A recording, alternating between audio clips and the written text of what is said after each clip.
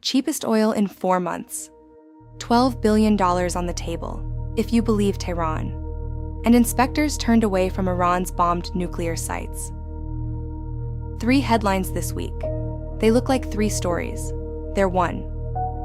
And it's not the story the oil price is telling you. I'm Lara, your host at Iveris Signal, where we follow the flow of money, the energy, and the power shaping the development of the GCC, Iraq, and Iran.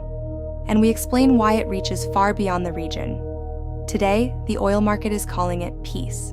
I want to show you why it isn't, not yet. Start with the oil itself. Since the framework deal, Brent crude has slid to about $76, a 4-month low. The Strait of Hormuz just had its busiest shipping day since the war started. The war premium that built up over months of conflict is draining out of the price, fast. And the deal is moving. Washington has suspended Iran's oil sanctions, and for the first time in decades, Iran can sell its crude in dollars, and Iran says $12 billion in frozen funds are being freed up. On paper, the war is winding down and the barrels are flowing. But look closer, and the picture stops adding up. Because in the same week all of this was announced, Iran turned away the nuclear inspectors, refusing them access to the very sites that were bombed in the war. That single move tells you where things really stand.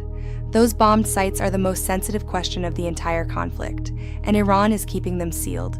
It is holding back the one thing the other side most wants to see. And that matters, because none of this relief is permanent. The sanctions weren't lifted, they were suspended, with the old penalties, the snapback, still sitting there, ready to return. So if the standoff over those sites hardens, the cheap oil, the dollar sales, the frozen billions, all of it can be wound back just as quickly as it arrived. This isn't a settlement. It's a deal still in motion, priced as if it's already done. And the clearest sign of that? Even now, with crude flowing and prices at a 4-month low, the Gulf states are quietly pouring billions into new pipelines to bypass Hormuz altogether. You don't build around a choke point you believe is finally safe. The oil price says the war is over, but a sealed nuclear site and a pipeline being dug in the desert say the real bargaining has only just moved out of sight. So watch the barrels, but watch the inspectors and the pipelines going in around Hormuz even closer. This is Iveris.